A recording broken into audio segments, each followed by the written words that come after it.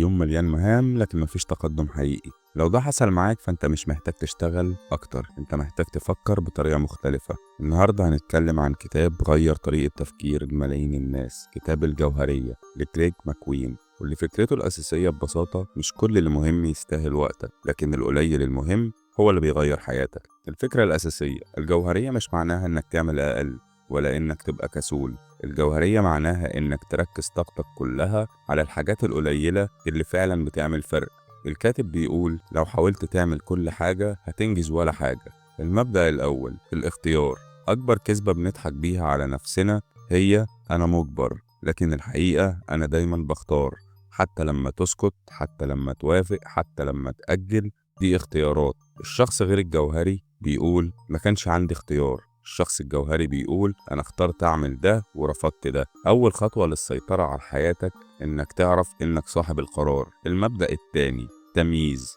مش كل حاجة مهمة ومش كل الفرص تستاهل نعم. الكاتب بيقول المهم نادر وغير المهم منتشر، يعني 90% من اللي بيشد وقتك تأثيره ضعيف، و10% بس هو اللي بيغير النتيجة فعلا. اسأل نفسك دايما لو ركزت على حاجة واحدة بس النهاردة ايه الحاجة اللي هتعمل أكبر فرق. المبدأ الثالث التنازل. مفيش حاجة اسمها اعمل كل حاجة، كل نعم بتقولها هي لأ لحاجة تانية. وقتك، طاقتك، تركيزك، ولو ما اخترتش انت العالم هيختار مكانك. الجوهرية هي فن انك تختار خسارة صغيرة علشان تكسب حاجة كبيرة. وفي أدوات عملية من الكتاب. الأداة الأولى السؤال الذهبي. كل ما تحس انك تايه اسأل السؤال ده: ايه الشيء الأهم اللي لو عملته هيخلي باقي الحاجات أسهل أو غير ضرورية؟ السؤال ده لوحده ممكن يغير يومك وشهرك وحياتك. الأداة التانية قول لأ.